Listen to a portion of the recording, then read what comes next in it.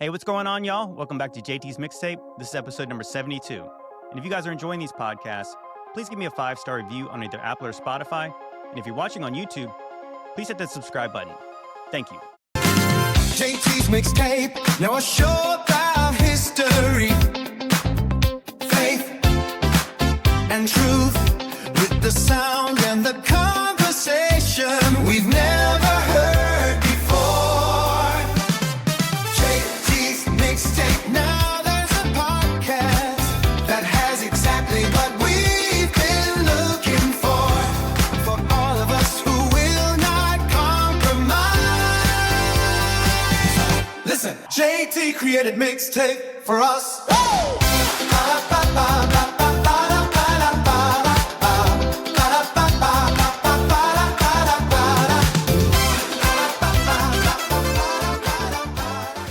What's going on, y'all? This podcast is brought to you by Modern Roots Life.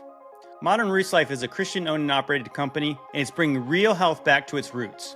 They offer powerful, all-natural health supplements such as beef liver, cod liver oil, beef tallow, magnesium, and mineral-rich salts, all sourced the way God intended.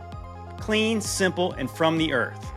So whether you're looking to boost your energy, restore mineral balance, or just fuel your family with real nourishment, Modern Roots Life has got you covered.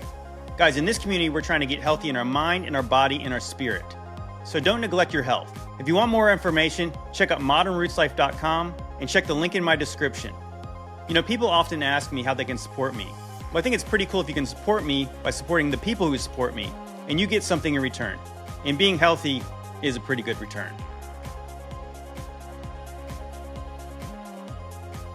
Well, family, we're all back together. We got Aaron Tune the Heart with us. What's up, everybody? And we've also got my buddy Brian, who goes by Demon Erasers. How's it going, Brian? You're here to be hated. Brian, you gotta just let it go. Gotta let it go.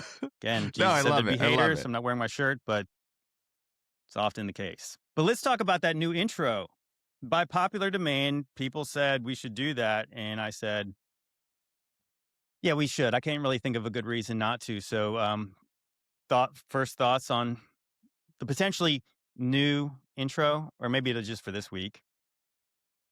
I thought it was great. It had such a positive vibe, bro. Brings so much joy and happiness. Well, being replaced by AI doesn't make anyone feel fantastic, so those are my thoughts.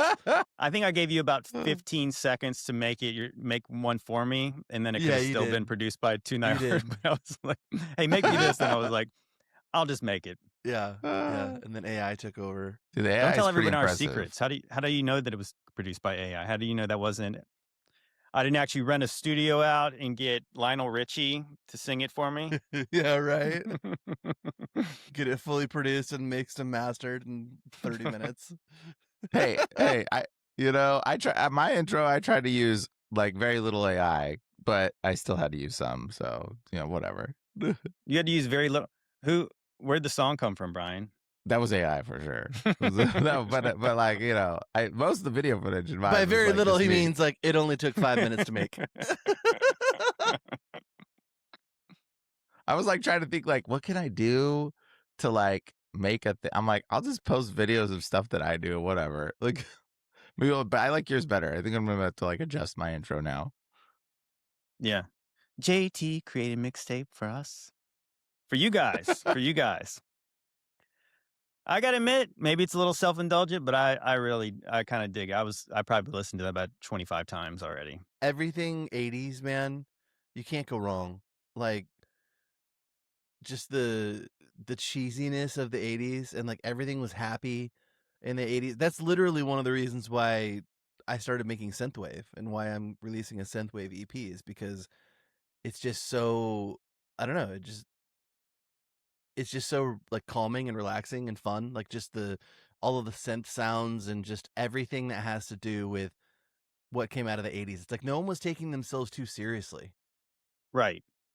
I think that's the vibe that you would get, even if you do like the hairband stuff, which I know a lot of that's satanic, but it's funny how like the progression from music went from like pop stuff like Michael Jackson and like the glam rockers, and then it goes right to grunge, and it's like all about fun. Ain't nothing but a good time, and then it goes into I hate my dad, my life sucks, and everything's terrible. Like that's the grunge phase. And of course, I enjoyed the grunge music, but yeah, things went dark. And if you look back at the 80s, it's like it's things were campy not because they didn't know it was campy. It was like meant to be campy. Like it's meant to be like you're watching a sitcom, you're watching a movie. It doesn't have to be all dour and dark and gray like real life. And that's like when you get into like almost like the original like Marvel like generation 1 of their movies was like the biggest contrast between like a DC movies, like when they were making like Batman versus Superman. And I'd watch those movies and I'm like, is this supposed to be fun? You know what I mean? Like, what is this? It's like you suck all the joy out of like a comic book movie where you're like, why does everything have to be so serious? Yeah. It's like we're supposed to be like at least back in the day, it was kind of like you go to the movies to have a little bit of fun. Like you have like a Indiana Jones movie where like it's quippy, it's got some funny parts in it. Even like even the horror movies from the 80s, for the most part, they were kind of like almost B-movie comedies because it was like even the slasher movies were kind of like the Jason stuff. When you see the compilations of him like killing the teenagers, it's always like the most comical, ridiculous situations that he does. He gets rid of them. And then, so then you get into like a modern time and it's like, then you have like the Saw movies and like Hostel and all this stuff. And you're like, oh my gosh, like you couldn't pay me to watch that. Yeah. No, and I don't know, man. Anything or anyone that takes themselves too seriously is already kind of a couple steps behind in my book. Right. Well, that's why the intro is upbeat and it's kind of funny and it's kind of goofy. And that's what the show kind of is. Despite us talking about a wide range of disturbing, dark topics, sometimes light and fun. But I mean, the whole show, I mean, I've always wanted this show to be fun. I mean, I guess I said I like to goof around. So like I like to joke. So I don't like to take myself too seriously. So I didn't make it so self-indulgent with me using ninja swords and things like that. Hey, bro. What are we talking about here? No. I mean, I liked Brian's too. Brian's Hey, I'm so serious, guys. I don't know about you. I'm just like, I'm obviously the most serious of all of you. Obviously. Yeah, I thought about having me like just looking out like over Sedona and just looking just kind of like our pose when we were over in the Valley of Fire. These long shots of me with sunglasses on looking all cool. Should we play some videos? Maybe. Yeah. That's what we do on the show. I know this is going to be probably last week's news while you see it, but the Bibi Netanyahu stuff, it's still worth talking about because it's, there's been rumors that Iran actually took out the top guy in Mossad and also Netanyahu. So Netanyahu's made like 3 or 4 public appearances, and every single one of them almost becomes more ridiculous. Like, is this AI? Are we watching AI? Because we truly live like past the time of like being able to believe our own eyes. Like everything has to be analyzed. And so I want you guys to closely look at this video and tell me if you guys see potential use of AI. Hey, we gon' rock it till the wheels fall off. Hold up. No AI. None whatsoever. No AI used there. Obviously, that was a full frontal flip. I mean, yeah, parkour. So not only is he not dead, he's very much alive. I've never seen him look so spry and so limber. Like that was impressive how he didn't spill any of that coffee. Dude, it was just like, yeah. Just to put a fine point on it though. I don't know, maybe dead, maybe he's still alive. I don't really know. I don't know. They would like him to be dead, probably because then they could create like a digital version of him, and then the war would never end. You were just talking about the Avengers. Swan injected Super Saiyan DNA, Chemical X, Dragon Blood, Compound V, Energon, and Gamma Fluid, into the Ultimatrix that was synchronized with the White Ranger's morpher and calibrated with the cameraman's camera. The whole thing is mounted on the Nano Gauntlet with the Dragon Balls, Chaos Emeralds, the White Lantern's ring, the 6 Infinity Stones, and if you add the Friendship and the Family Stones into the mix, you get the legendary Hybrid Theory Linkin Park audio cassette that acts as a medium for Chester Bennington's Oversoul that was also evolved by the Stand Arrow. The cassette goes into Star-Lord's Walkman where Chester's scream is channeled through Black Bolt's mouth, forming a sonic cannon. Powered by an arc reactor that is extracting energy from a quantum black hole stabilized by a PIM particle disk. The reactor is supercharging the proton pack that was upgraded with the ultimate nullifier to contain the Dark Phoenix and redirect its powers into the BFG where it merges with atomic radiation from a Godzilla embryo that is life-sustained by pure testosterone from Chuck Norris balls. The fusion is channeled through Goku's hands into a Kyber crystal, forming a laser-focused atomic dark Kamehameha. And if this is not enough, Uno reverse card, Full Exodia, Pikachu Illustrator, Master of Death, and the Beholder.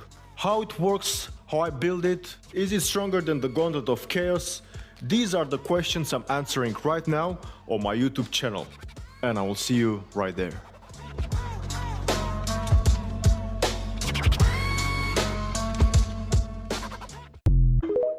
Okay, so I got one question. Is this available on TikTok Shop, and how much is it? Yeah, right? And does it work? Man, like- the Goku hands, that one was, and the weird mouth thing, like I don't even know what that was. It's disturbing. It's kind of like what we all hoped the Power Glove would be back in the 80s when you could get for Nintendo. The Power Glove. You guys, Yeah. You guys had I the remember that. Power Glove, right? I don't think I had. My friend had one. It was terrible. It looked awesome though. What was the movie? It was the one with Fred Savage.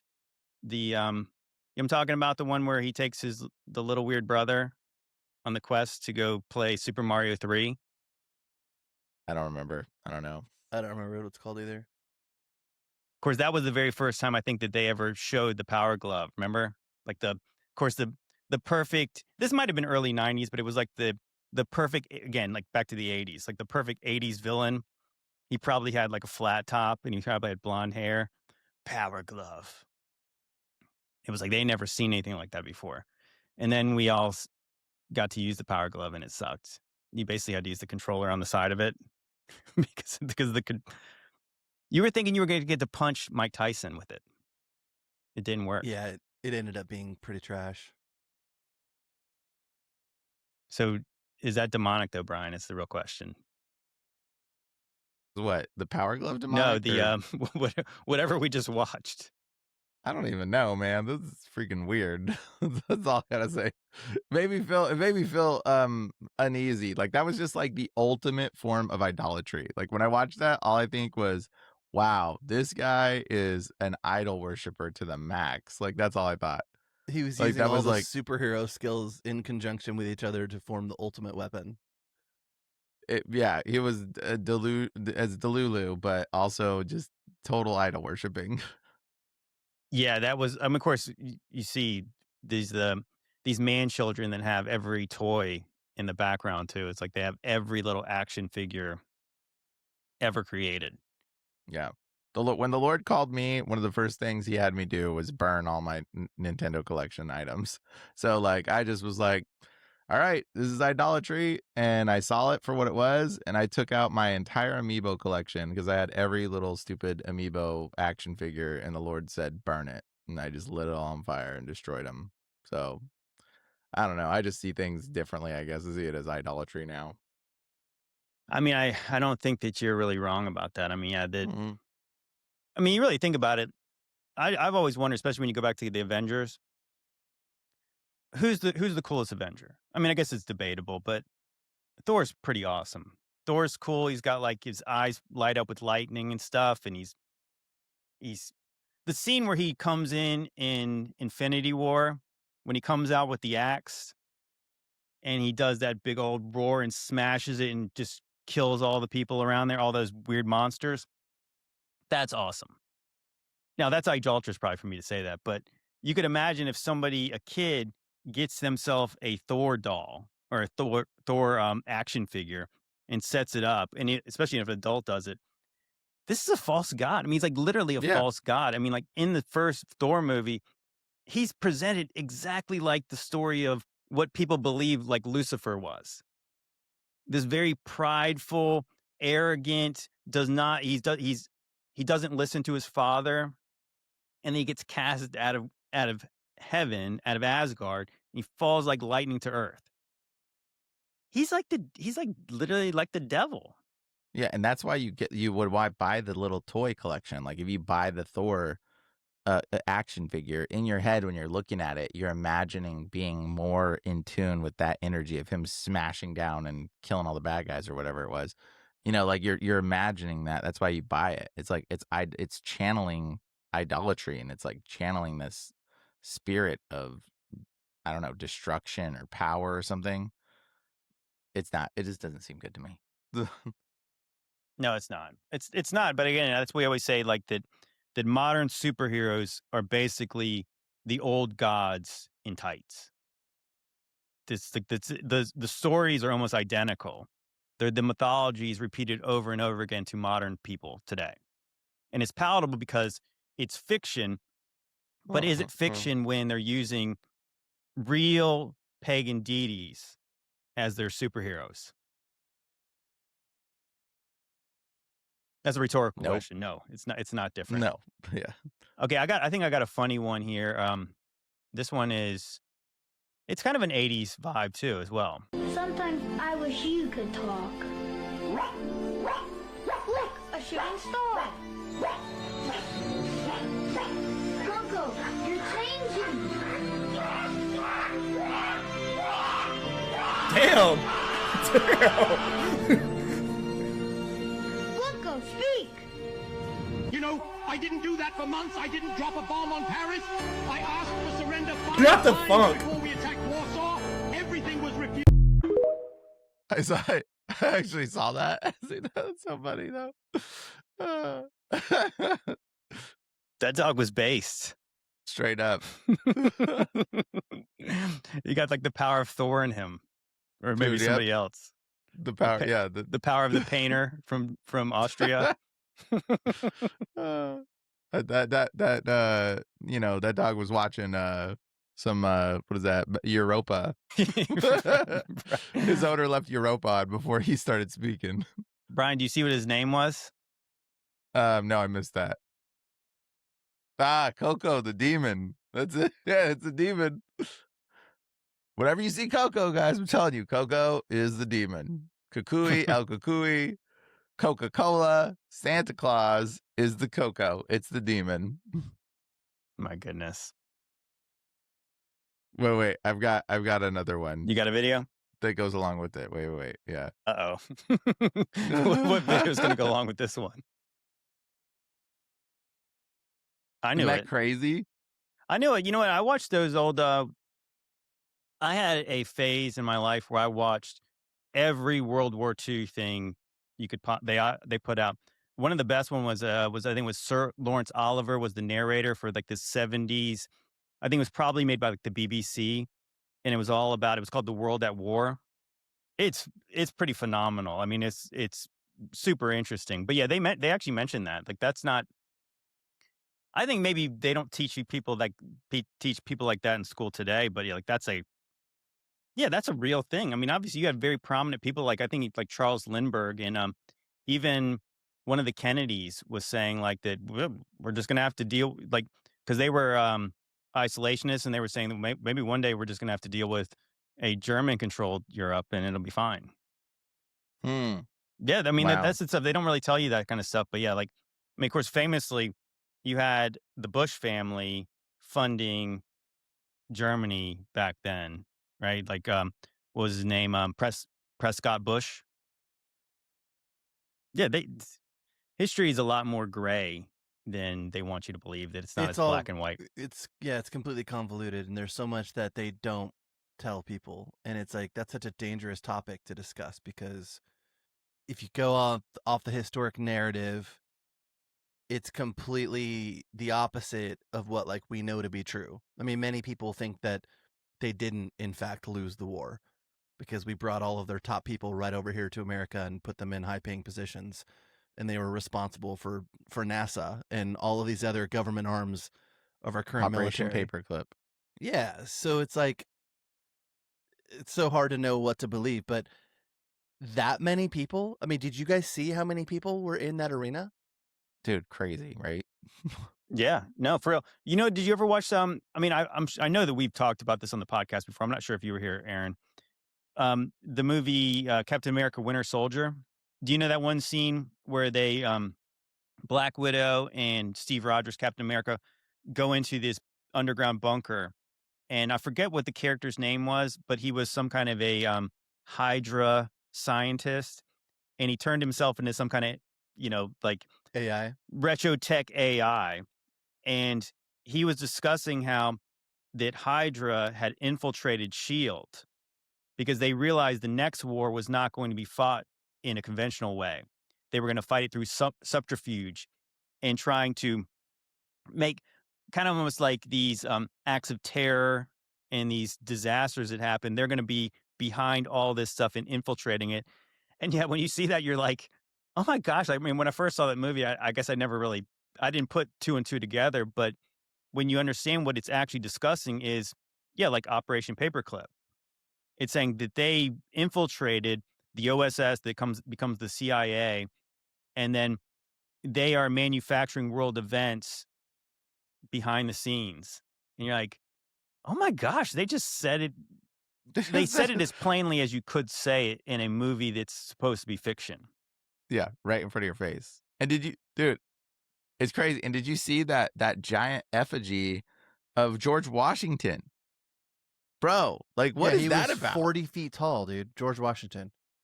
That's Zeus. That's what I've been telling people. That was Zeus. Like, dude, I don't know. Just crazy to think about that. Well, I'm sure the way that it's presented in that rally too is that what the idea that at least maybe the most kind reading into National Socialism is like the idea that it's about populism, it's about national sovereignty. And so if you had a party like that in America, it's not necessarily propping up Germany, it's more about bringing that kind of idea to here. So of course, it's like venerating the founding fathers and like what their belief is that America was supposed to be, just in the same way that, like Adolf was talking about basically make Germany great again. He was trying to bring back the glory of their ancestry and all that kind of stuff. Yeah, it's crazy.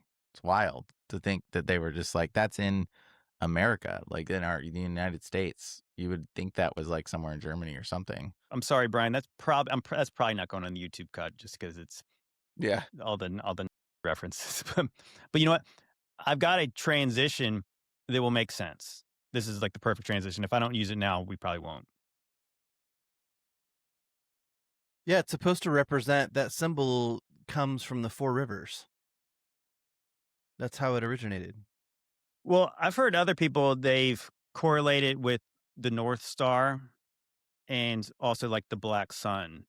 It's like the idea of like, this is the center of the realm and it's right. That's where like the Four Rivers are. Okay. Yeah. Okay. So you're saying what I'm saying. Yeah. Yeah, exactly what you're saying. So yeah, that's what it was always supposed to represent. And like you just showed in that video, there was many different like nations and different groups of people that use that symbol for totally different purposes. And then all of a sudden it's an evil symbol and there's no other way to take it. There's no other way to, like, to me, that's one of the first examples of how terrifying what they can do with brainwashing by repurposing something and then brainwashing everyone into believing that it means something that it was never intended to mean. Right. Well, I mean, like Christ is king. It speaks to it very clearly when you see you have the swastika, like, and you could just throw a little stone like this and hit a hexagram. Yeah. Like, right. It's like right. They're in the same building complex. So that, I mean, that's all you kind of really need to know is like that these seem to be opposing symbols, right? But they're not. And we've talked about that before, about the idea of like perhaps even the pentagram, about how is this symbol, has it Well, been that's- hijacked? Didn't Yeah, it's And so it originate. means satanic something Israel. that it did not used to mean. And so now we clearly associate that with Satanism now. It's crazy. Like I said, that's the stuff they'll never tell you in history books. And that's the stuff that we can never put on YouTube. Well, and the same way that they repurpose that symbol and they're trying to make it out to be a bad thing because it was never intended to be a bad symbol or associated with anything bad whatsoever. They're trying to do that with, like, have you seen that Ted Cruz video with him saying Christ is king is anti-Semitic now? So they're literally trying to take a phrase of worship that we use and twist it and say it's anti-Semitic. So like, how long until they're coming down on people for literally saying Christ is king? Yeah, you have a supposed Christian is the one who's saying we shouldn't say that. Oh, we should say Jesus saves instead of Christ is king. It's like, well, why can't we say both? In every video that I've seen, if I'm talking like that, I see people down in the comments like, well, ... Christ is king. I'm like, dude, you did this to yourself, man. Like you created this as a way for people to not only worship their savior, but protest everything that you and your supporters stand for. You know what? So it's You like, know what that makes me think of is in the book of Acts. So I think it's maybe Acts chapter 4, maybe chapter 3 is what happens. Like that Peter and John, they heal a crippled man, and they do it in the name of Jesus. And so they beat him, throw him in jail, and eventually they bring him in front of like the Sanhedrin and from the high priest, and they are saying, we can't, they were like, the Pharisees are like debating back and forth. We really can't deny this. We can't cover this up because everyone saw this.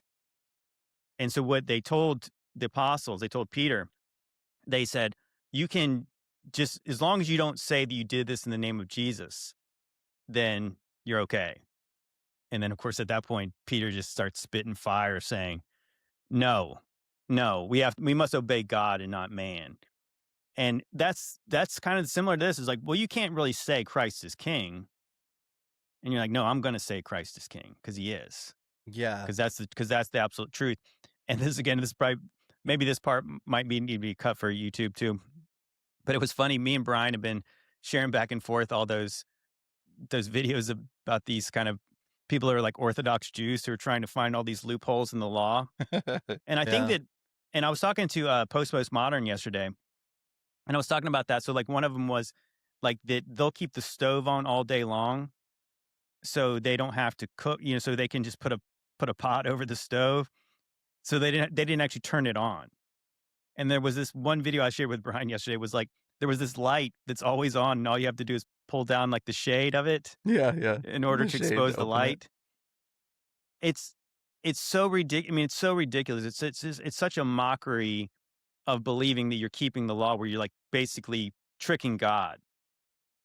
And we started to think about, like, as we were talking, it's interesting what Ted Cruz also said in that video was that this idea that the Jews killed Jesus. And it's like, I mean, according to the apostles, they did. According to Peter, because I think he says it right According in to Acts the Bible, 4. yeah. And also in Acts 7, Stephen says that they murdered him. Like, that's coming right from them. Paul says the same thing. Josephus even take that into account? I don't Like, think, isn't I it don't an know act that, of- I'm not sure what Josephus says, I guess the main point of it is, it's like, it almost feels like a loophole, because what Ted Cruz goes on to say is that, the Romans technically are the ones who killed him. But just think about like the idea of the loophole. Yeah. The Jews said, well, we're not going to kill him because we know that's bad. But if we get the Romans to do it, well, then technically we didn't kill anyone. Yeah. We'll Is just get that in not their exactly ears the same and- thing? And so if you think about like what Jesus is saying on the Sermon on the Mount, he's saying that, you haven't committed adultery, but I tell you truly that if you looked on that woman with lustful intent, you have committed adultery. You say you don't murder, but you hate. So that's exactly what he's saying, because it's like getting to the heart of the matter. It's like, just because you haven't physically done something, like you're a hypocrite. And that is exactly what I just never really made the correlation between like the loophole stuff, because most of it's just goofy. But it's like, so then they say, we didn't do it. Well, speaking of He made a deal with who? We had to improve our military. Our military was depleted. Pray God we don't have to use it, but there will be nothing like what we have, and there is nothing like what we have. And that's why I did that. I made deals with the devil in order to get that done. It's just a metaphor, right? Just means he sacrificed a lot to get our military where it is. The man did already claim the closest he's getting to heaven is flying in the Air Force One. You talked about how you hope to end the war in Ukraine because it might help you get into heaven. You know, I'm being a little cute. I don't think there's anything going to get me in heaven, okay? I really don't. I think I'm not maybe heaven bound. I may be in heaven right now as we fly an Air Force One. I'm not sure I'm going to be able to make heaven. Say what you want, but I can't trust somebody who claims they're not getting into heaven. He didn't say he doesn't believe in it. He just says that he's not heaven bound. What does that even mean? Bro. Those are not words that you just casually speak if you're someone that even has a remote reverence for Jesus. Yeah, no, that's definitely no. You know, I bring this up often because this was maybe like a transformative part in my life, is when I watched that Good Fight Ministries or Joe Schimmel's documentary, They Sold Their Souls for Rock and Roll. And that was the moment where I was like, oh my gosh, like the way that it was portrayed in this documentary was just like the idea of like, when somebody tells you something like that, believe them. Like, Yeah, because 100%. when I was a kid, we watched a different one in my, in middle school, and it was like Hell's Bells. It was probably almost the same thing. It was probably not as well done, but we just thought it was like, oh, they're just mocking Christians. They're just being irreverent. They're just doing all these things for shock value.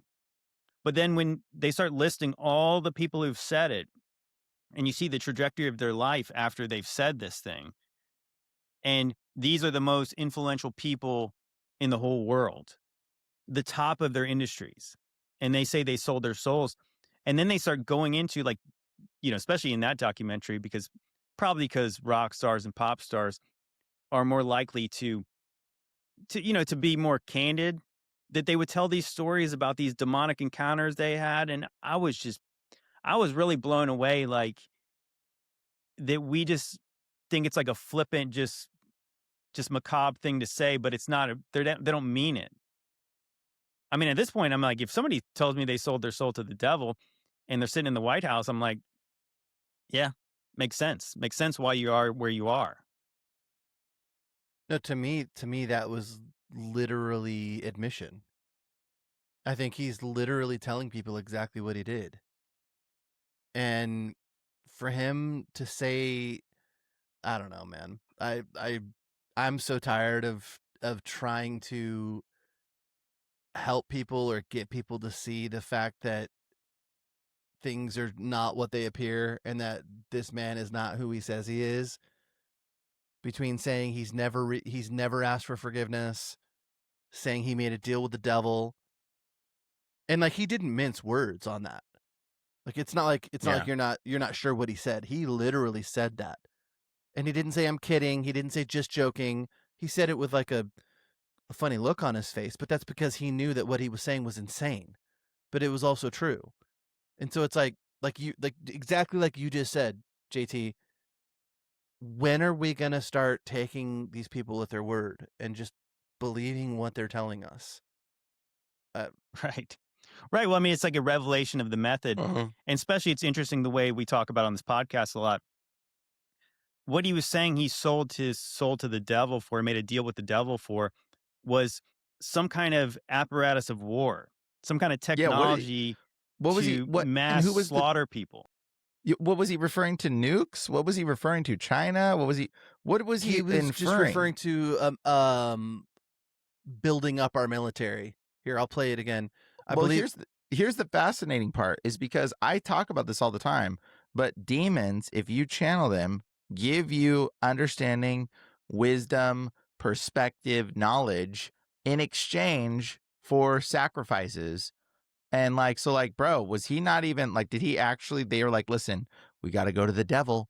And did he actually have like some ceremony and channel some Nephilim deceased demon or Satan or whatever and said, okay, well, how do we defeat Iran? Give me the knowledge, give me the power, and like actually make that exchange? And the demon said, okay, here's what you can do.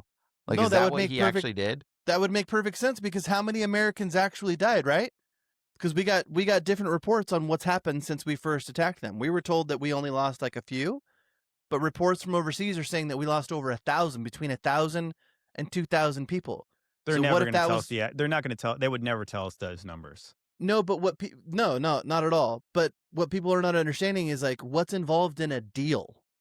You offer something in exchange for Sacrifice. something. Yep. Right. And so Well, like you know that's what you're going to say though, that I think that when like a pop star says they sold their soul, I don't necessarily believe it has to be some kind of a ceremony with some kind of ritual thing where No, like that's selling your different. soul is a part of selling your soul is you're obviously compromising and you're making a deal that you're going to have to repay in some kind of way later. And it's probably like they didn't even understand like the full, it's the Faustian bargain. Well, they Like you don't. really don't know. They Like you in really that. don't know exactly what you're going to have to give up to get what you're getting. And I think that what's interesting when you think like a Donald Trump character would be that, not saying he was perfect in his first term, he was far from that, and especially at the end with Operation Warp Speed and all that stuff. But he governed a lot differently then.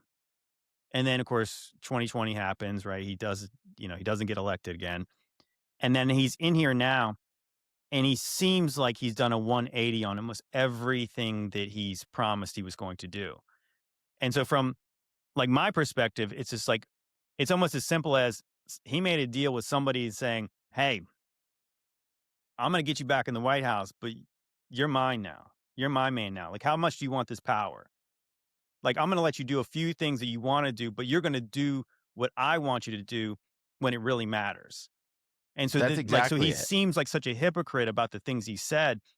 And so that could have been the deal with the devil, where it's not like literally the devil appears to him and he signs some kind of a contract with him. It's like he made a deal with people who serve the devil, and now he serves the people who serve the devil.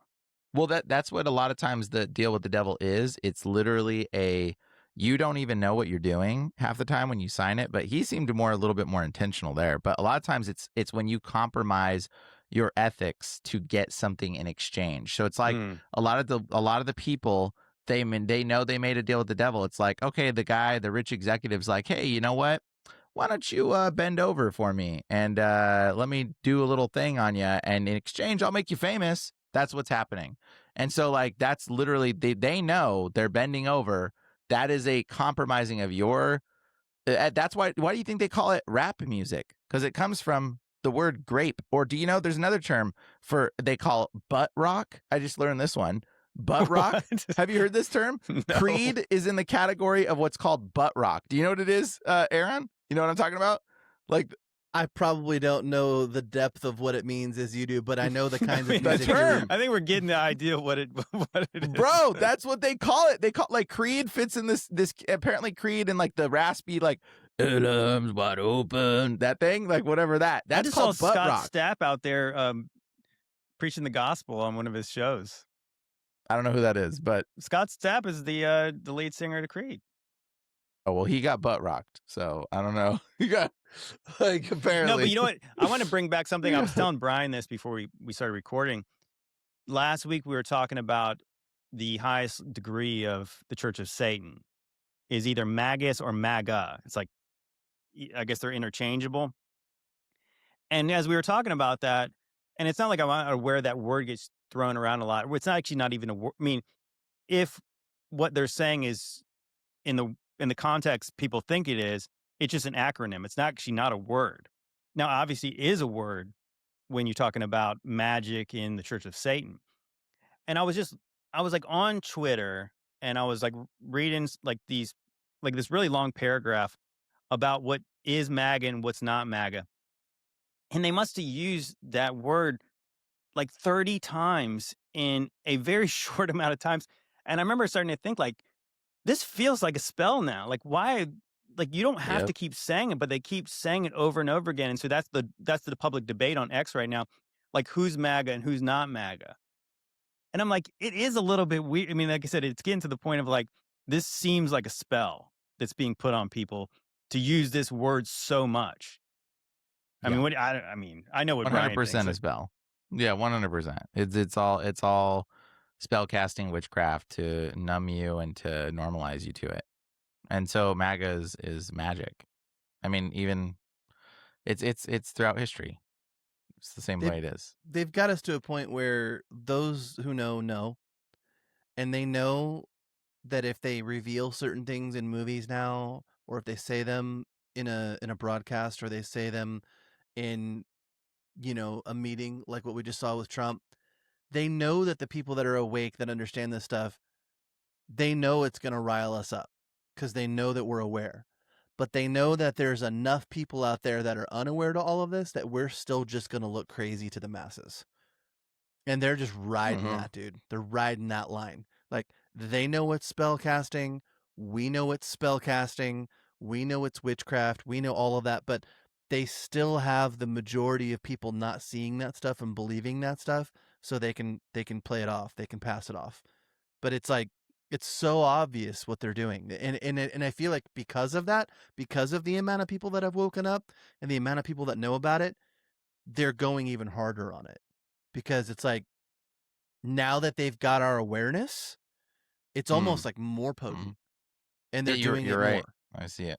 Yeah, well, I mean, what we were talking about before about how, Jesus says, do not like pray like the pagans with repeating these words and phrases. And that's what it feels like. That's really what it feels like, where we were talking about how the news is saying, oh, there's going to be some short-term pain, but there's going to be some long-term gain. And then we're just like repeating that phrase over again, where it's like it gets embedded in your head like a worm. Like this word MAGA is being used over and over again. And it's like, yeah, it was starting to freak me out a little bit. Like, this is weird. I don't like this at all. It's like it's a little bit of selling your soul. The reason why they do this, just so you understand how the magic kind of works and the way it works, you hear a thing and something inside of your heart goes, oh, that's something's not right there. But then we go, you know what? Ignore that. And we just ignore it. We go, it's all right. It's probably fine. And the more we do that, the more you don't just sell your soul flat out one exchange. It's not like that. You sell little pieces of it, little bits of it. And the more you do that, more pieces of your soul become compromised to the point where you can't even make good decisions. You don't even know the difference at a certain point. And that's when God turns you over to the error of your ways. But that's why a lot of this stuff is out there. It is kind of like a way of giving you a fair warning. Like, hey, yo, that's not good. That's the reason why they named it that. And when you hear it, you go, ooh, like something in you goes, but then it's just a little subtle thing that would normally, if you're listening in your spirit, you would be like, oh, that's not right. But most people don't listen in their spirit anymore. And most people just do the thing anyways, even though they go. 100%. It's done in pieces. Like, people that sign up for this stuff, they get something that they want in return immediately. They ask them to compromise just a little bit, but they don't see it as compromise. Just a little bit. And then they ask them to compromise a little more. Listen, I'm not trying to throw anyone under the bus, but like, I've seen this in people that become like affiliates, like TikTok affiliates, for instance. Like, I know people that have become affiliates to sell products, you know what I mean? On TikTok. I've been offered those deals a lot. And so I've seen some of these people that like were once making like straight up Christian or truth or content, and all of a sudden they're selling a couple of products, and all of a sudden now they're selling more products. Now they're like saying compromising things and like acting like a straight up heathen to sell their products because they're getting more money. Oh, and it's you see how a lot of the ones especially involve women, how those videos always start out. Dude, it's insane, the compromise. It's not subtle at all. No. This is funny. And so this might have been my deal with the devil that I turned down. I laughed at. I almost wanted to write back something nasty because they said I got this offer. I think it was to sell like some knee brace or something. Not trying to sound like I'm a big shot or anything like this, but they wanted me to make 25 videos in a month for $500, and then they were going to give me commissions. That's 25 videos for $500. Ain't nobody got time for that. No, but I mean, I guess the point is what you're saying that, and I'm sure a lot of people would call us shills for selling merch and stuff, but you have a platform where you're speaking about a certain issues, and now all you're doing is selling things on this platform now that you've built this audience. And yeah, like the money's absolutely not worth it. But I want to go back to the thing about MAGA though for 1 second, and then we can maybe go to something different. is the idea again that Trump says he's MAGA, right? So like what the normies think it means is make America great again. So that's why a lot of people thought it meant America first. This principled idea that you put the citizens of this country before all the foreign interests. But because Trump has labeled himself as like whatever he decides is MAGA, and now you have the people who are still quote unquote MAGA, they have flipped like 180 just like he has. And you really think about it, like that idea that MAGA has some kind of connection with magic, it's like that is the spell, right? Like you're in this cult where you want, like, if Trump goes out there and tells you the sky is green, then you're going to say the sky is green. Where a normal, rational person thinking would say, I still see it as blue, but these people could be convinced of anything at this point. Still wearing that red hat, the MAGA hat. It's absolutely witchcraft because these people are totally different. It's like those NPC memes of all the MAGA voters saying, now we're for protecting pizza files in war now. Like that's what's happening. I'm sure Brian will agree with this, but this is literally what they did. They sat around in a group of high-level witches and warlocks, and they said, how do we cast a spell on this demographic of people and this group of people to get them to agree with and go along with everything that this man does? And it was a long thought-out plan. They went after the evangelical Christians in America, Christians, and they went after them hard. They knew what they were doing. They knew that if he just dropped a few gods here and a couple of Jesuses there and talked about Christmas and flashed a Bible, like these people were so hungry for a savior because they knew that these people weren't focused on Jesus as their savior. They knew that, dude. They knew that. And they went after them hook, line, and sinker. He said the right things for the right amount of time for just long enough. Meanwhile, they had the Q movement working on the back end of things. And it was this perfect conglomeration to bring everyone to where they're at now. And now these people will not jump ship. Right. No, 100%. That's the yeah, spell. exactly. Because he went to like Liberty University. I remember famously we were joking that when he had that speech, they were talking about his favorite verse was like 1 Corinthians something. And he was talking about he was a Presbyterian. And it must not have been shortly. I want to say it was, I can't remember when he did this, but he eventually came out and said something about Christian. I'm not a Christian. Now he says that he's not going to heaven. And now he says he's made a deal with the devil. Dude, So people goes were from, arguing with me about that I'm a Presbyterian video. Christian to I'm not a Christian to I'm not going to heaven to I made a deal with the devil. Dude, he put out a video saying, Christians, I love you, Christians. He goes, I'm not a Christian. And Yeah. people are going, he doesn't say that. He's saying, I'm a Christian. And I'm like, he is very clearly saying, I'm not Christian. But like they split hairs over that. I remember I was still making my conspiracy content back then, and people were all in the comments going, no, he's saying I'm a Christian. I'm like, no, he's not. What are you talking about? It's the magic, man. Oh my gosh, dude. Because it is. It's like that you have to, like, yeah, you're right. Like that he was propped up to be this guy, and then he's got his spiritual advisor as Paula White saying that you need to go to Israel first to go to heaven. And now he's going to the point of saying, yeah, I made a deal with the devil. Oh, really? Dude. Tell me more about that. Well, anyways, already I knew got he a good did that. transition here. I got, as we were talking about, they sold their souls for rock and roll and pop stars. This is a video I've been meaning to play for a while. In many cases, the most satanic representation in music over the last 20 years has been the pop stars because they are knowingly creating a false image. Right. And they are servile to the false image to the point of jacking up their faces and jacking up their voices and deluding their audience that they're somebody that they're not. And they're all doing it in plain sight. Right.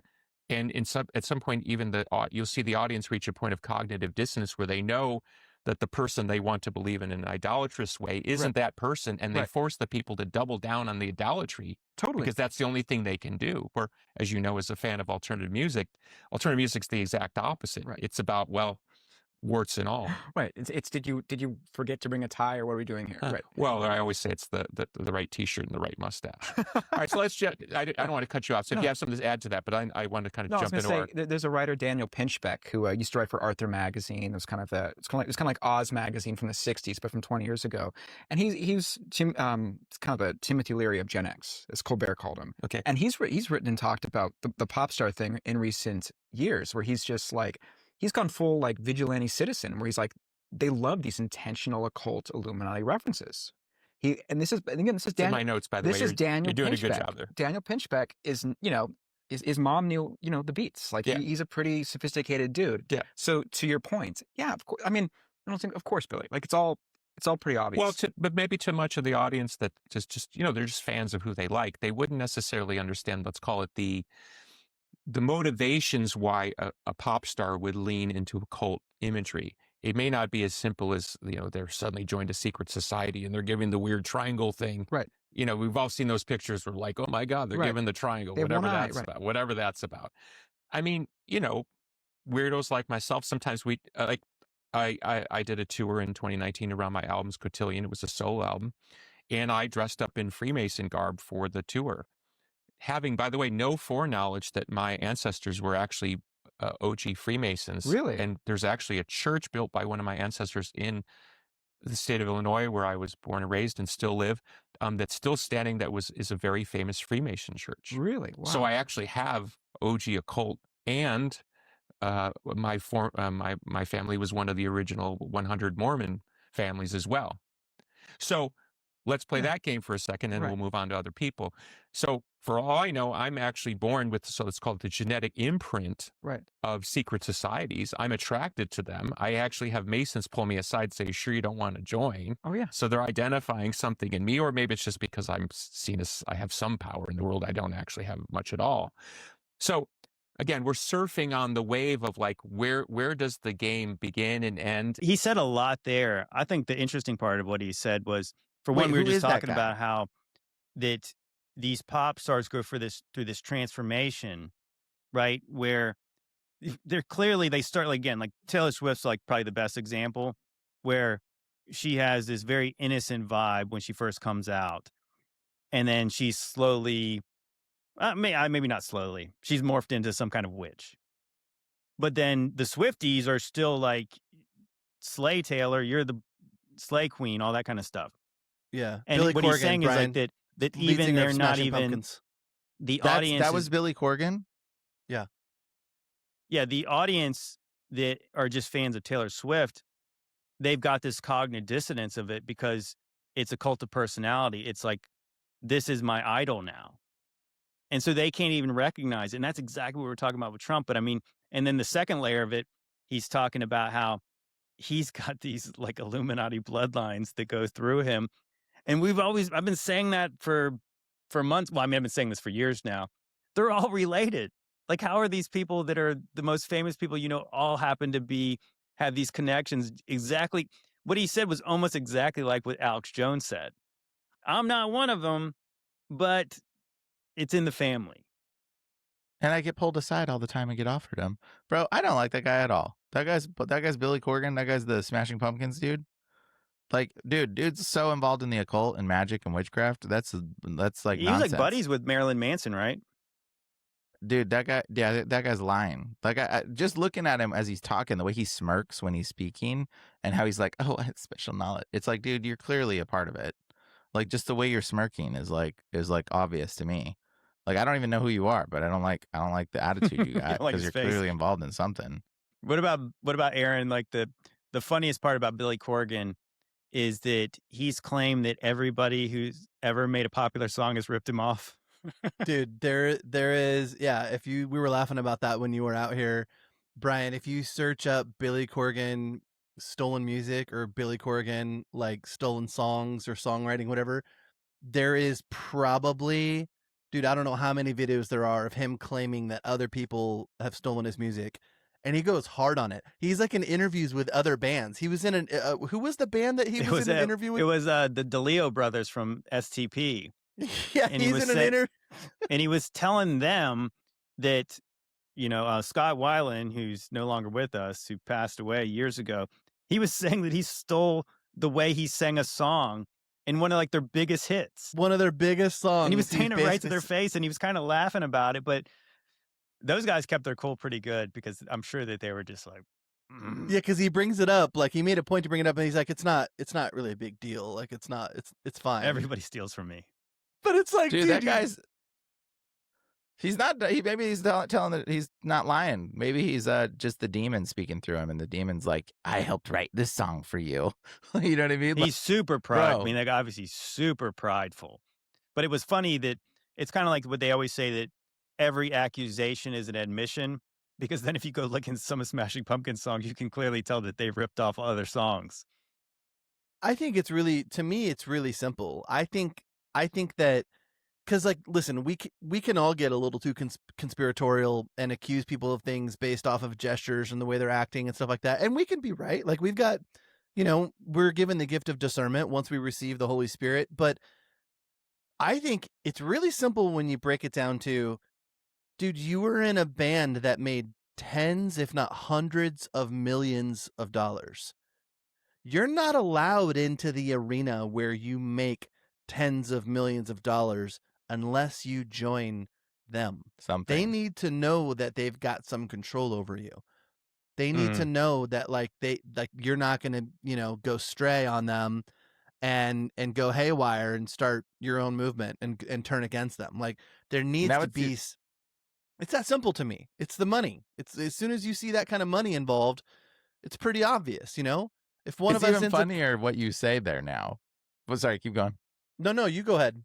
It's funnier what you say, because now it's like I didn't know who he was, so when I watched it, I was like, "Who is this guy?" And then now that I know who he is, like, and I've heard of Smashing Pumpkins, it adds up. And I'm rethinking watching the video. I almost want to watch it again just to like get another grasp of like who this dude is now, because he was totally like trying to like say like, "Oh, I wore a Freemason garb, but I'm not one of them." And it's like, bro, what are you talking about, dude? Like, it's a weird outfit funny to wear for a show. Yeah.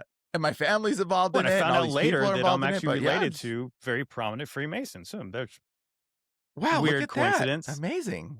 I wonder if like a guy like him, where again, like to go back to that idea of like the selling your soul, it's not necessarily a complete ritualistic sacrifice ceremony that happens, which I believe that does happen. But I'm saying in all cases, it doesn't have to happen. It could be a situation where somebody is almost so debased in their mind already that they don't need to do all that weird stuff with them, because they've already got them compromised in any other way. And so like that, those guys like Billy Corgan, like I said, he was connected with Marilyn Manson. I think they might have went on tour together, and he might look at it just like, oh, it's all theatrics and I really don't care. But he's also looking into esoteric stuff, and it's just like something that he considers more like a hobby. But obviously he's compromising every which way with these people. Or he's just straight up lying. And he absolutely is one of them.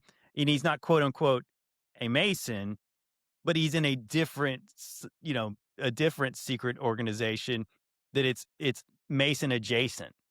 Well, from what I've seen, like from just in the public eye and seeing how people talk about it, and the little bit that we know that we have access to, because we're not a part of the club, when you see, it's like you just said, JT, the people that are debased, the people that are already going down that dark path, they're the ones that go the furthest, because they're already there. They're already interested in all of that stuff.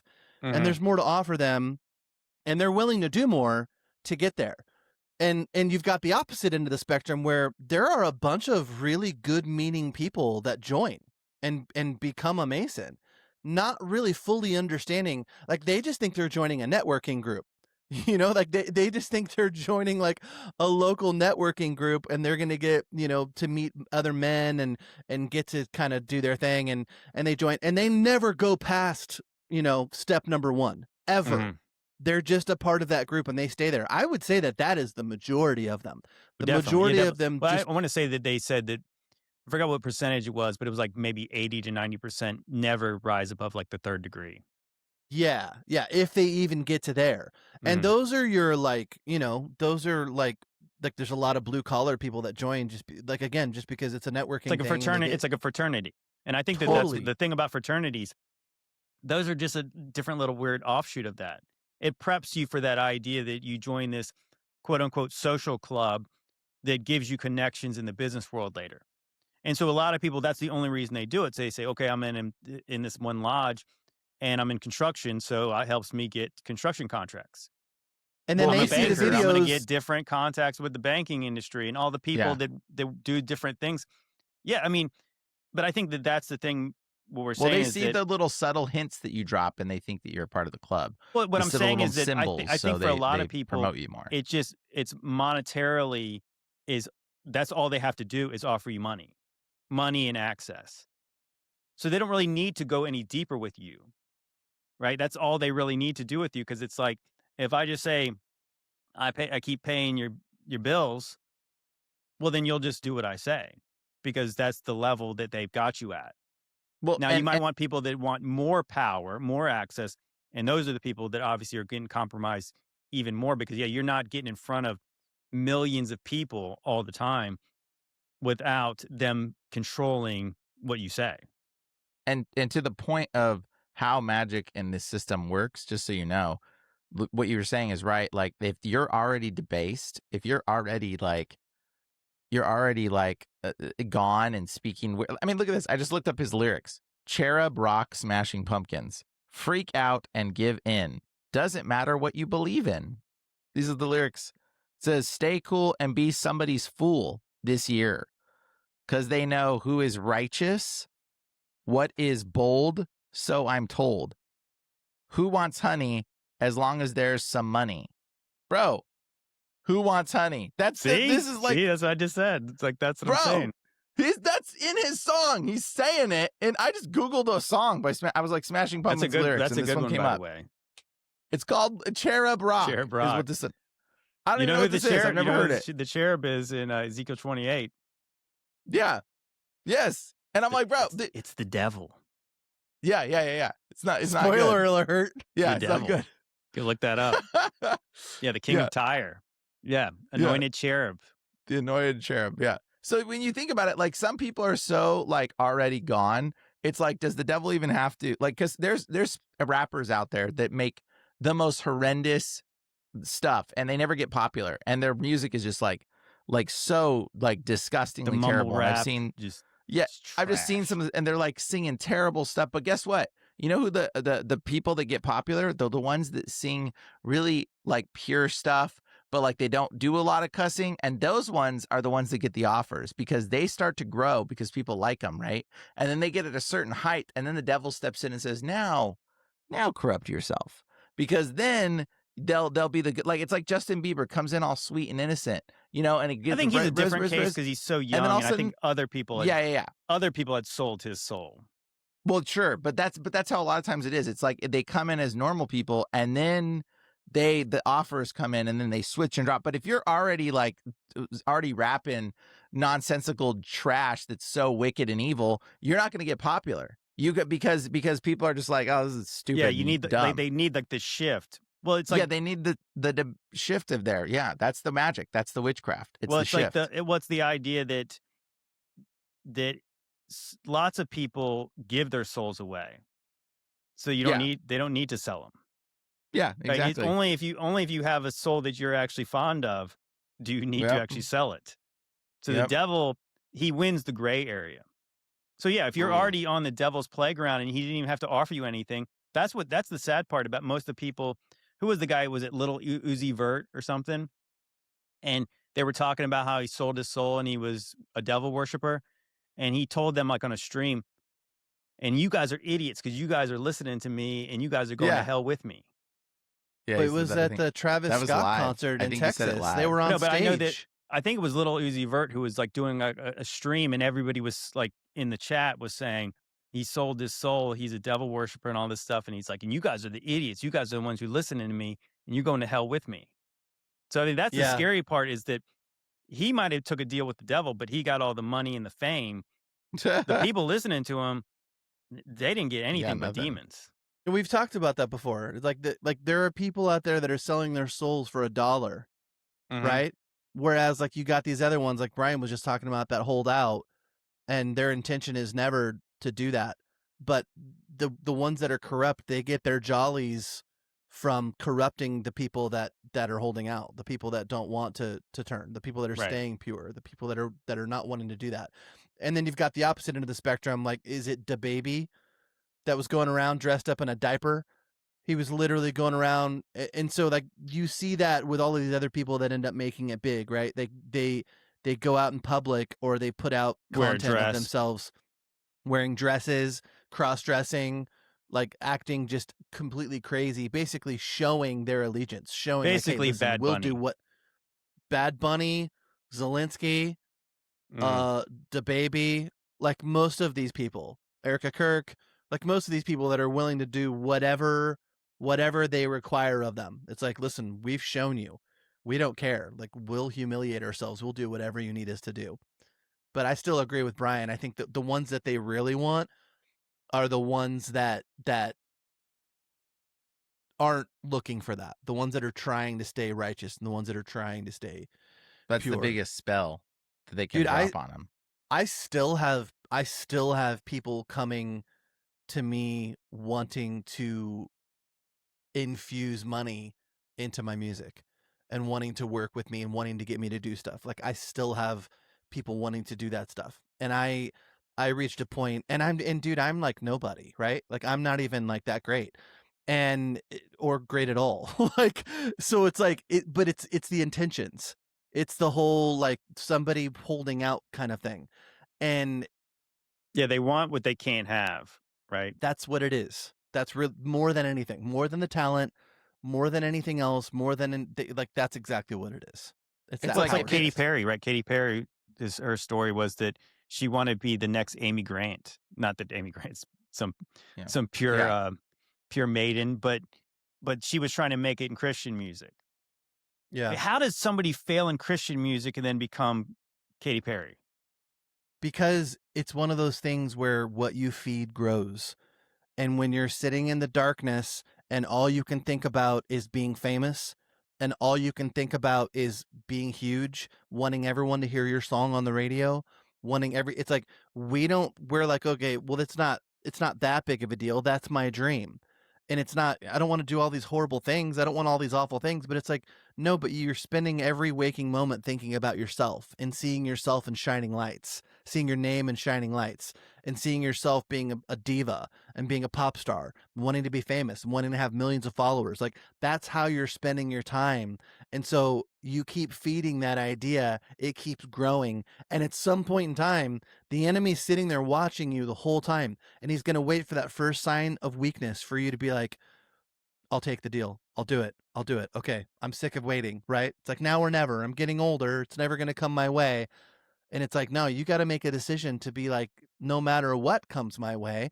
Like, for me, I made a decision. I'm like, so one of the reasons why my EP still hasn't come out, I've been talking about putting it out for the last year and a half. One of the reasons I'm not putting it out is because some of the people that I was working with to mix my music, the Holy Spirit told me not to work with them. And these are some people and friends that I've known my whole life. And he made it very clear to me that every single hand that touches anything that I do has to be someone that is a believer in Jesus, someone that follows Jesus.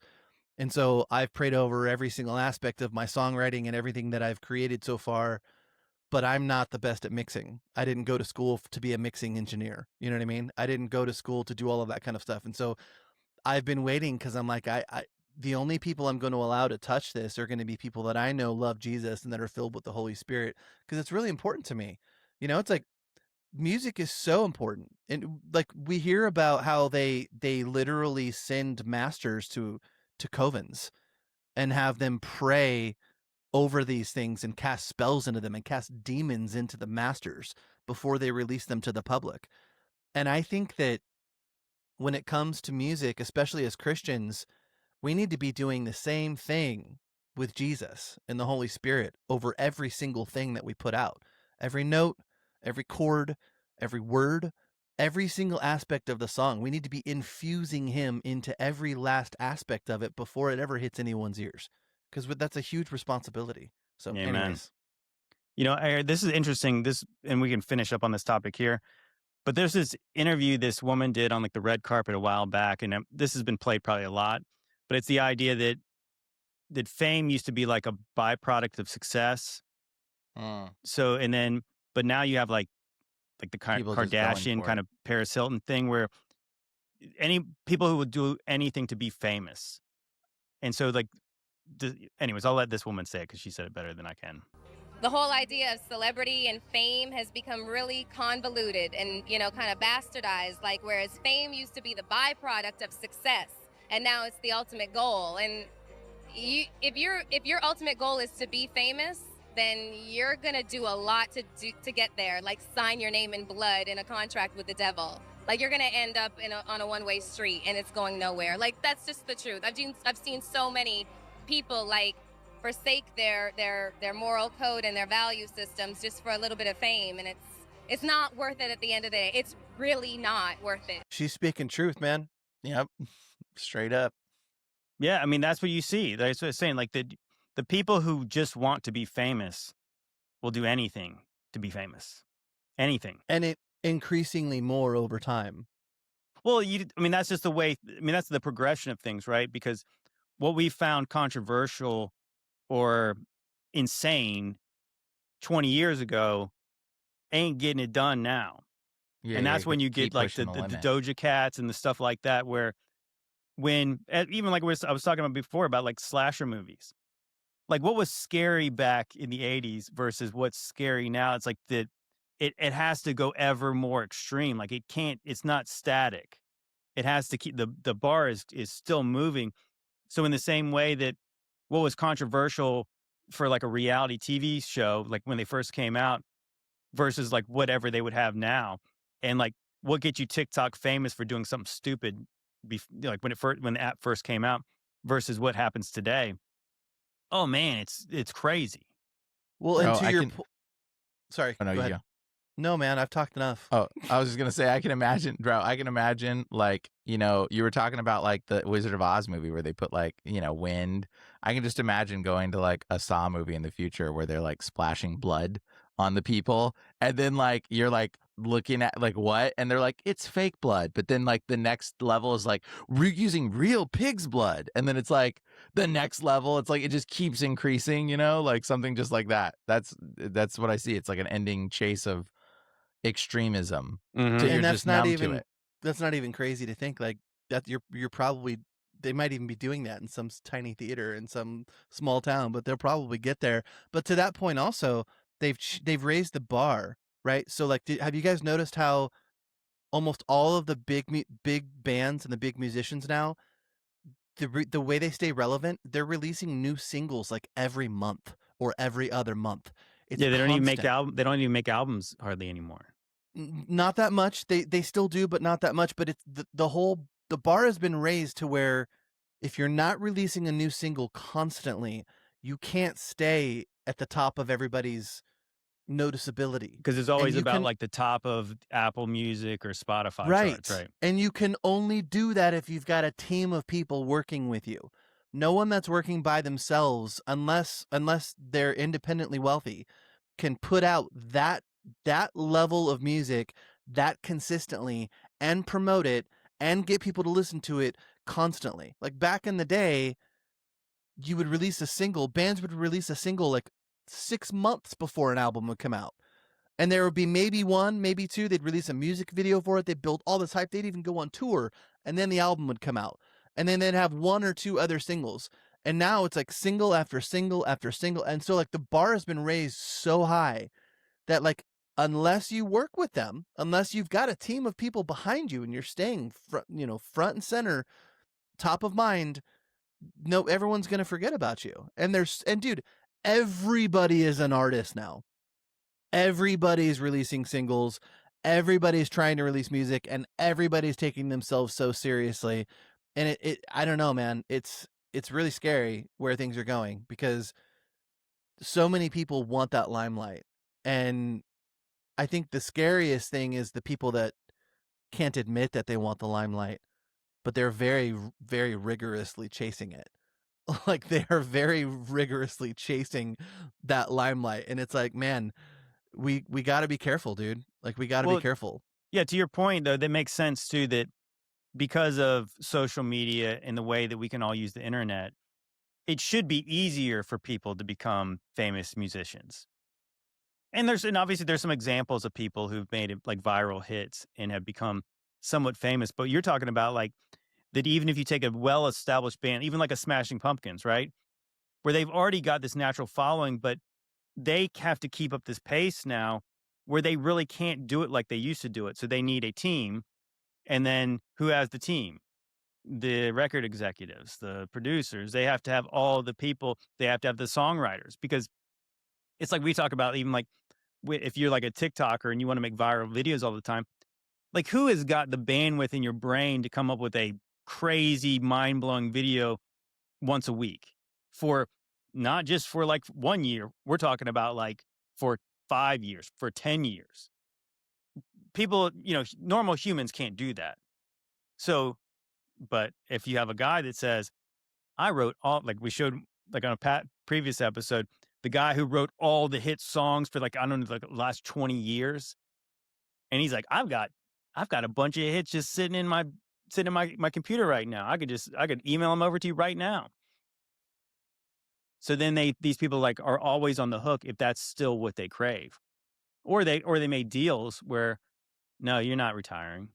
Just like the Bob Dylan thing. Like he made a deal a long time ago with the big chief or the commander.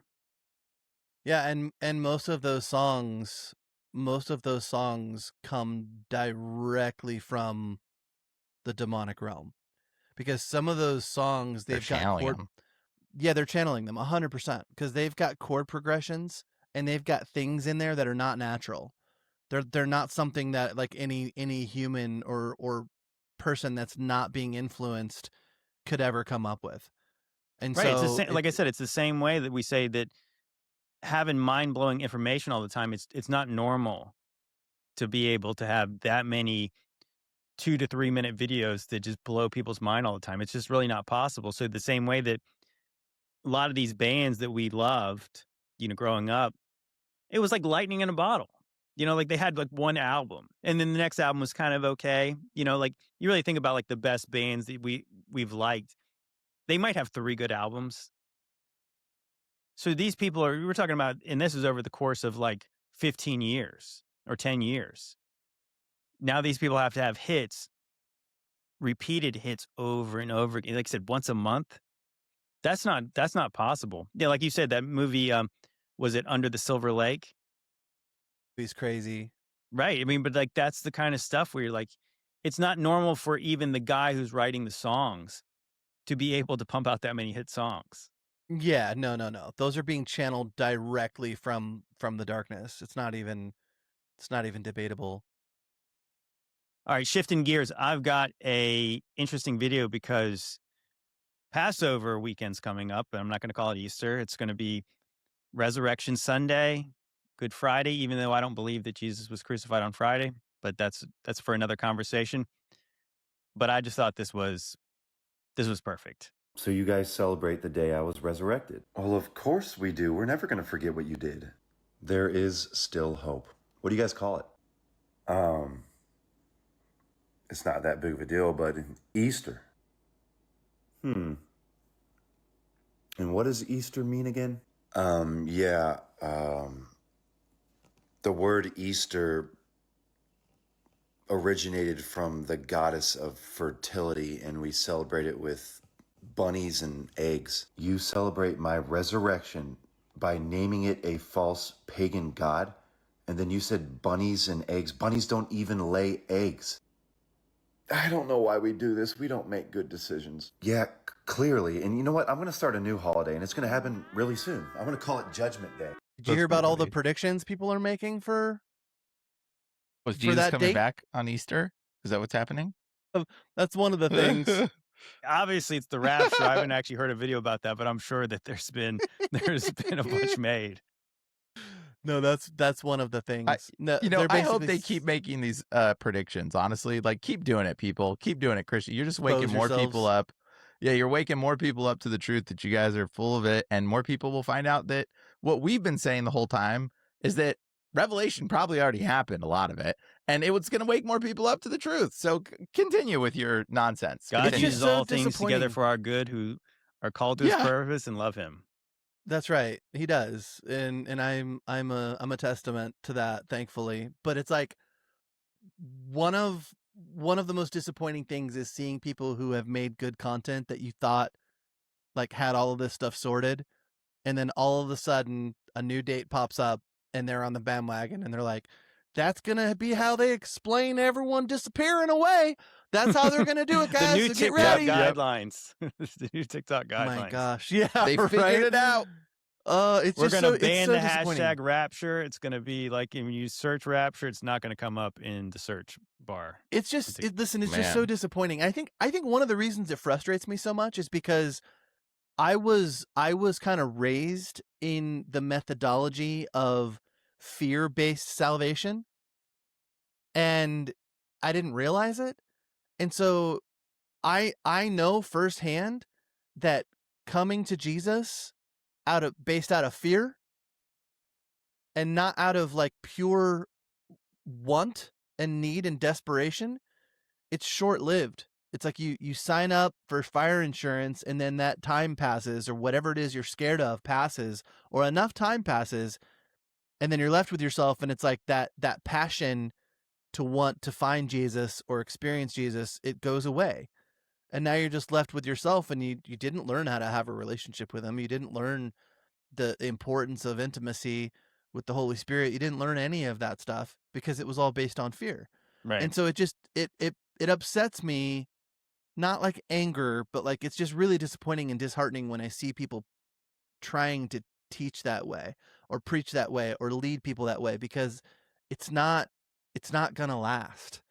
Those people they're not gonna grasp onto him, and maybe some will, but that's not how we should be doing it. And it's just, yeah, this is yet another time for that. So Easter, what is it? April 8th? Is that the day?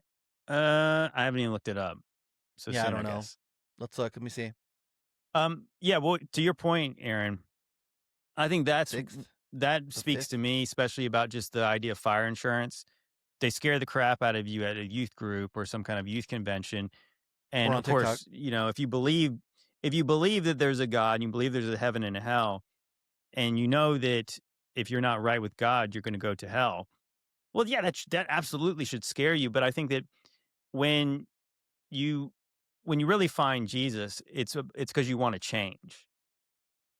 And that's where I look back at my life and I was like, I never really felt different, but I didn't even know what it really meant to change at that point. So a lot of, God gives us grace and he gives us understanding of like, when I realized in my life I needed to change, then God changed me. Exactly. Like I wanted to be different than I was before. Then you And felt so like the that's the kind of transformation. thing, and that's the part of the sanctification process. That's the part of being born again through water and spirit to change, to become a new creation. And that's what lasts, I believe, is that. Yeah, because you got to get sick of your old yeah. ways. You got to get sick of your old ways. Like I had to get sick of myself. I had to get sick of lying to myself, kidding myself, fooling myself, and then look at my life and be like, dude, I gotta stop screwing up. Like, Yeah, I don't want. My way has not worked, Lord. No, dude. Please change me so I can find the narrow path. Because Yes. I don't. Like, I feel like I'm on the broad road and I have no idea what I'm doing. Because the thing is, once you get to that point, you don't care. I'm not saying like, listen, I hope he comes back. Are you kidding me? I hope he comes back and takes us all home. That would be the most amazing day ever. So I pray that those people are right. I really genuinely do. But whether they're right or not doesn't matter. Because whether it happens that way or whether the earth splits open and we all get sucked in, or some kind of hurricane comes along and cars take us out by whirling, and like, it doesn't matter whether we die, whether we're taken up, whether we experience a little pain, like regardless of how it all happens, like we know where we're going to go. We know how this is going to end. And I just, my heart hurts when you've got so many people out there that aren't quite there yet. And I understand, because it took me 40 40 years to get to that point. Yeah, that's why I So- pray for more grace for people, because I did not, Mhm. I didn't get it for a long time.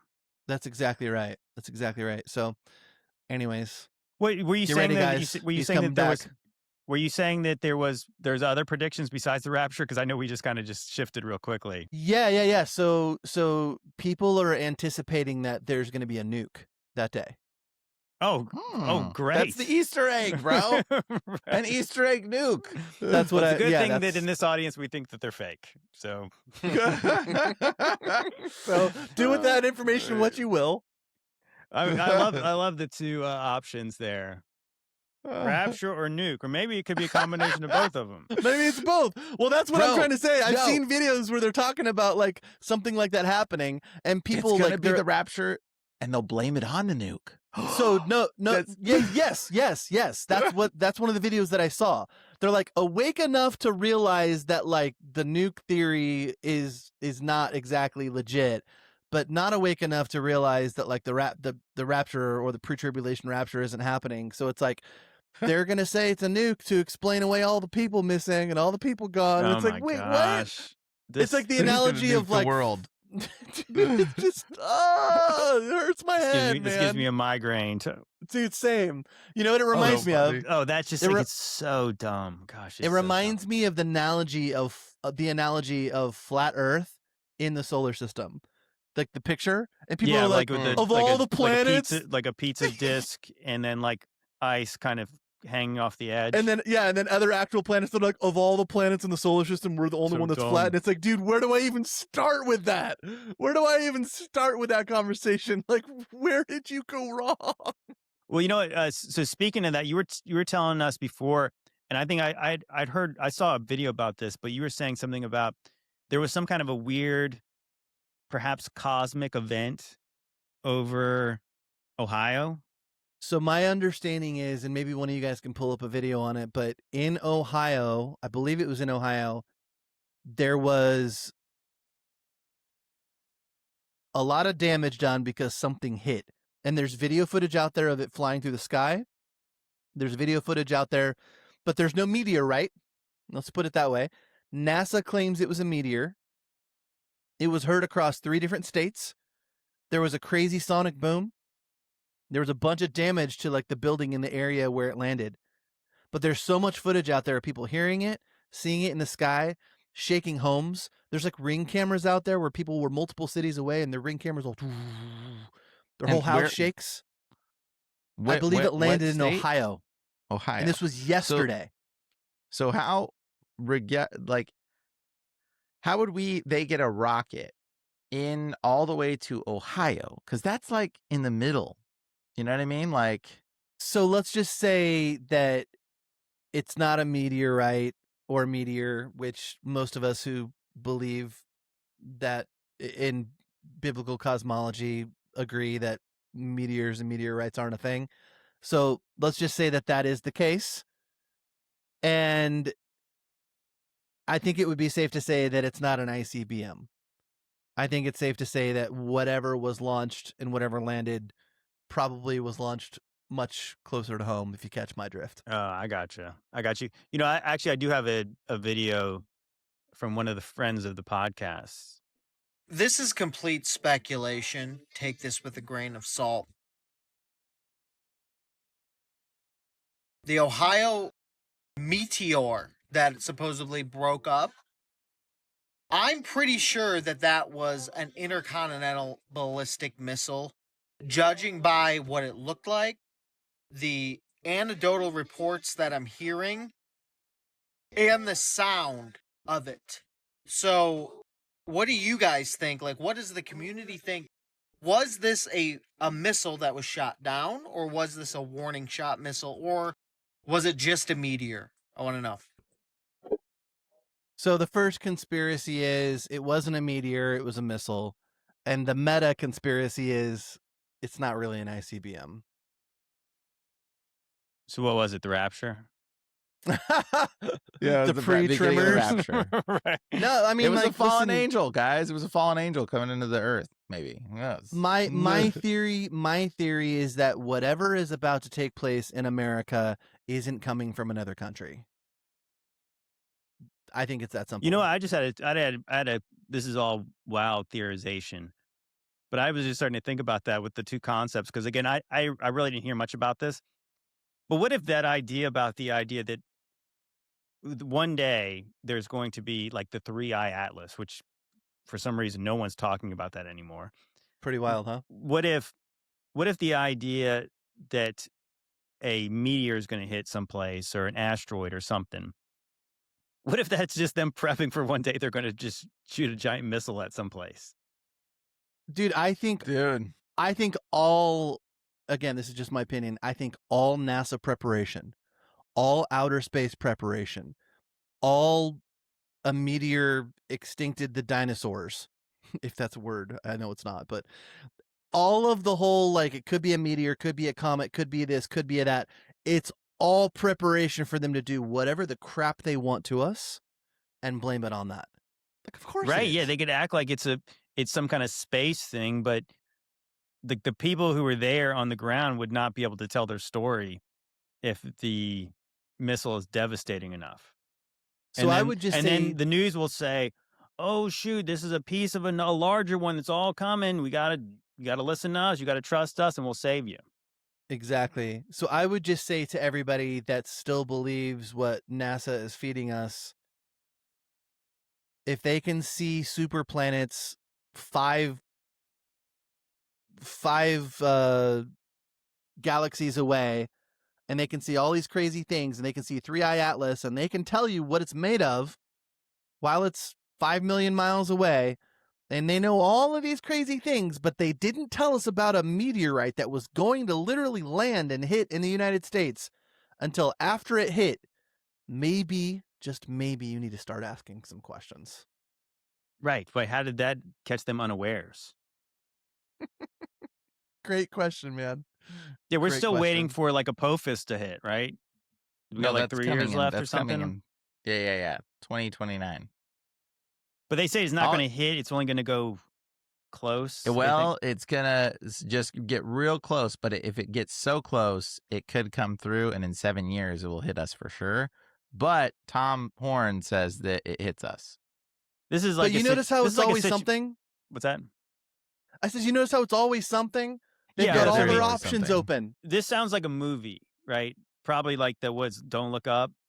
A situation where it's like, oh yeah, don't worry. Scientists say it's going to just zoom on by. It's going to be fine. And then some scientist runs in there. The math was wrong. We put the wrong decimal point here, and then now it's actually going to be a direct hit on the continental United States. You know what I mean? Like, doesn't that sound exactly like a movie clip of you plot? talking? Bro, JT, they're going to use that clip of you just now. It's going to be like they'll play it for the world on the news. It's like, you're going to be the scientist. You're going to be the scientist. That'll be the reveal. They got to it'll be like Jeff Goldblum, right? He's going to come in with crazy hair and he's going to be all disheveled. He's been doing math for 3 days in a row. And he's going to be like, look, it's actually going to hit here. That is, you guys heard it here first. Like, that's what they're going to say. Apophis, it was not going to hit, but we got the math wrong. And now, hug your loved ones.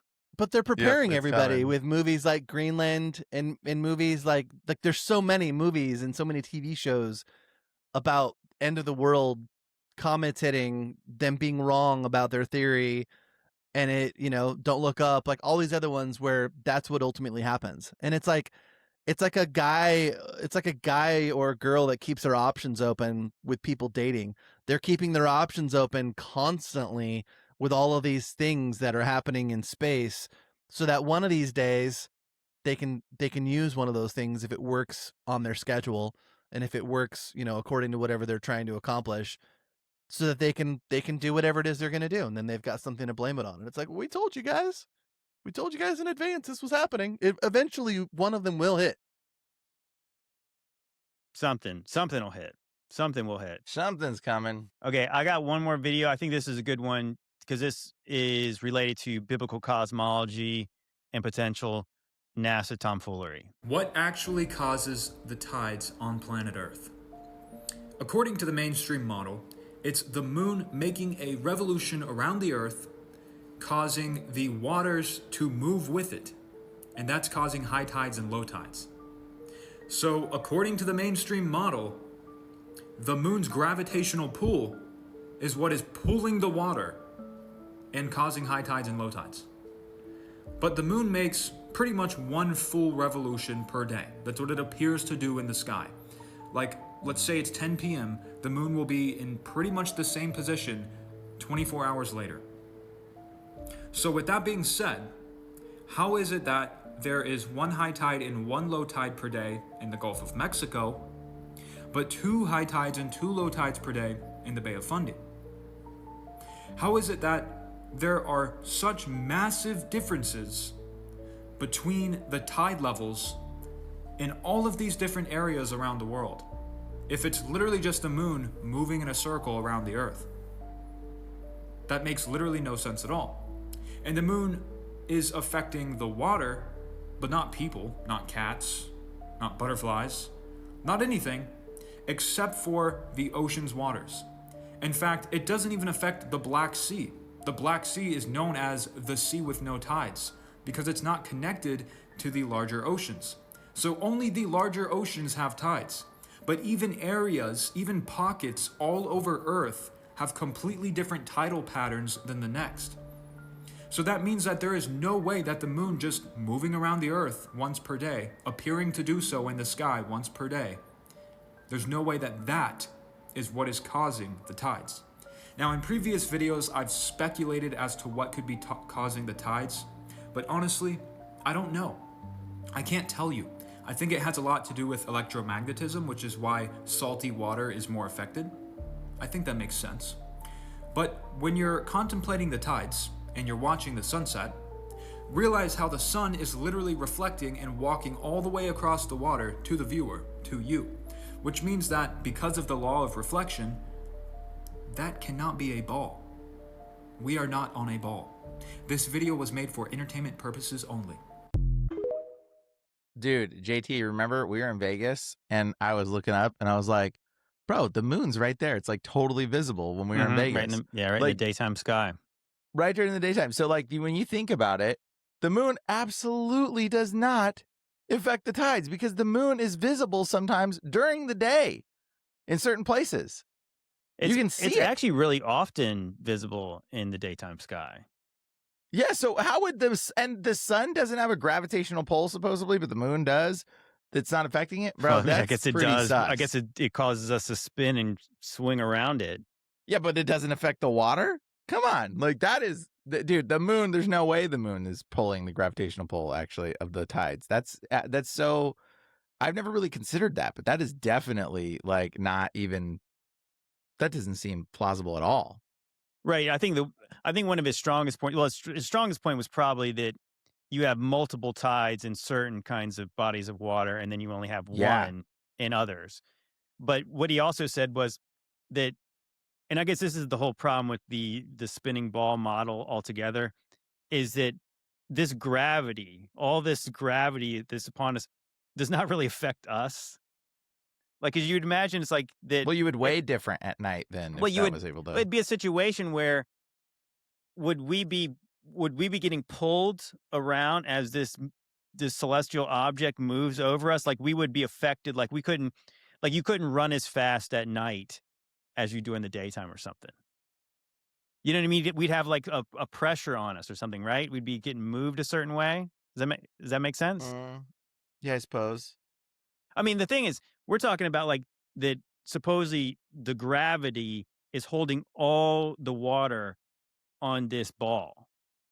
So much so that it contains all the oceans of the earth, all the bodies of water of the earth, to be stuck to this spinning ball.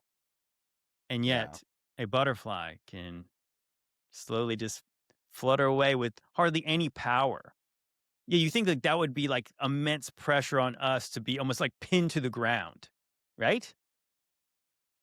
Yeah. Hey, Aaron, I would just, what say you? I don't know, man.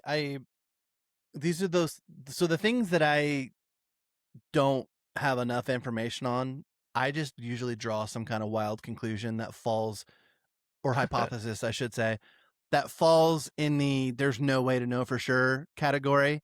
And I kind of just like hold on to it until something disproves it. And so I don't know, man, if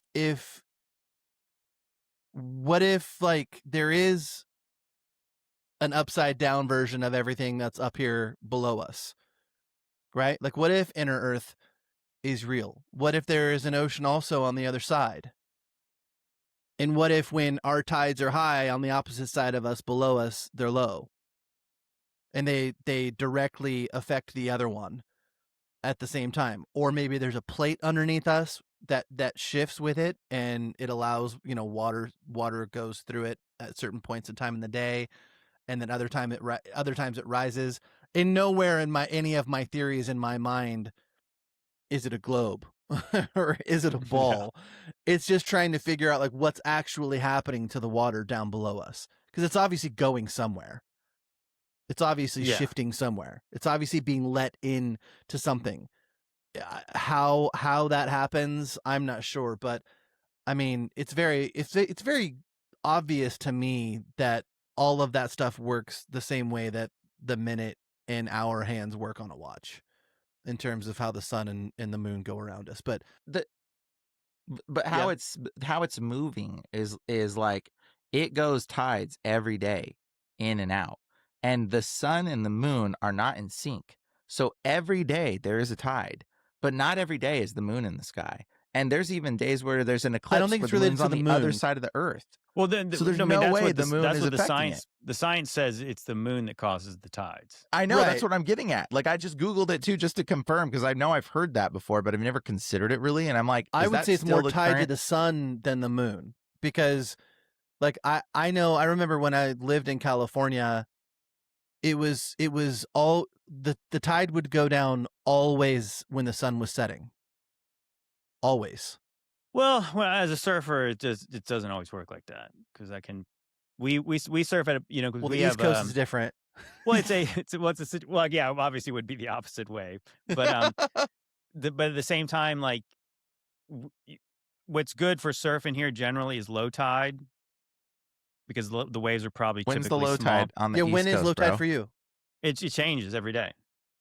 Really? Yeah, it's like an hour different every day. Yeah. So it can happen in the middle of the day, or is it always in the Oh evening? yeah, it happens. Yeah, it changes every day. Brian, there's correct me if always I'm a wrong. tide.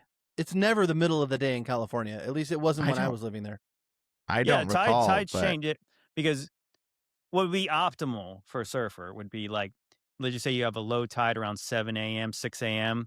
if you have daylight, because usually the winds would be calm, and you get out there right there, and as you have an incoming tide, and so that usually generates better surf. Some places break better at high tide, but it depends on if it's like a rock bottom, a reef break, something like that. But yeah, like it changes every day, and that's the bummer of it. It's like sometimes it's like, oh, it's like low tide, and it's like my lunch break, and I can go surfing. I know the waves will be good, but I know if it's a small swell and there's a high tide, like a wave that would break at like waist high, like on a low tide, at high tide it's probably only like maybe like knee high. So it says low tide in California occurs twice daily due to a mixture of semi-diurnal cycles, and the lowest tides typically happen during morning and early afternoon hours. Yeah, so like right as the sun is going down, it does. Like the scene, I don't know though. I don't know. It's saying early afternoon hours, but yeah, You can go to morning like and early afternoon. Surfline. That was like an app I used to always use. You can go look at what your low tide is right today, just see when it is. It could be. Listen, I am not ashamed to admit I don't know enough about this I to don't know draw at an all. educated conclusion, but I also know enough about it to know that what we're told is not how it works. Well, the Agreed. moon's out during the day, so like Yeah, and the people sun- you can see it sometimes. So Yeah, the sun and the moon are out together constantly. yeah, Right, just because I don't know. it's just because the moon is visible at a certain time of the day doesn't mean it's not there. Right? So like, how is it affecting the tide? You would think you'd have dramatic swings in the tides, Mhm. but it's Dude, really not that dramatic typically. And I JT guess the truth is that some places do have way more dramatic low and high tides too. You So know what's some places are interesting, JT? affected, have a small tidal differential, and then some have a massive one. You know what's interesting is how we saw the moon the other day when we were in Vegas, and it was totally daytime, like bright daytime, middle of the day, and you can see the moon. I'm curious if someone in like England could even see the moon on that night, or if it would be like just not very visible in their sky at all. Well, you shouldn't be able to if you're on a gigantic curve in the way of the moon.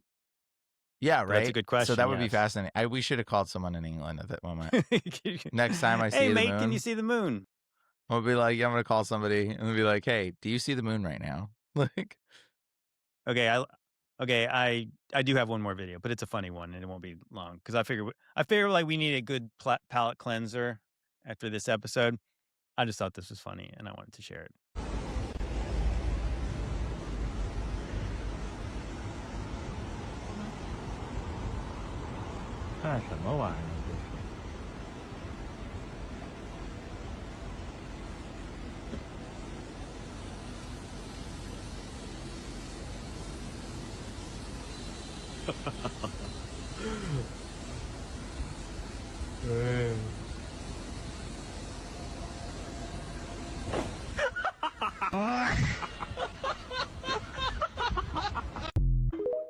It was probably fake, but I laughed. yeah, it could be fake, but still entertaining. All for the gram, all for the Instagram. Risk life and phone. I guess there's not much else to say after that. No, I mean, you already Nothing. said what I was thinking. The first thing I think when I see videos like that is, wonder if that was staged. You can usually tell, but anyways, guys, on that note, I really appreciate you guys watching. And if you guys want to watch these episodes early and uncensored, please support this podcast over on Patreon. Got a lot of good stuff up there. Daily, Gears of War sometimes with Aaron, and maybe me even solo sometimes. But also, if you guys want to support your health and this podcast at the same time, please check out the sponsor of this show, Modern Roots Life. And also, check out the merch store if you'd like. Grab a t-shirt. As Brian often says, he gets a lot of haters. And sure enough, Jesus said there would be haters. So anyways, guys, regardless, I really appreciate you guys watching. Always, all your support and love. We love you guys. God bless.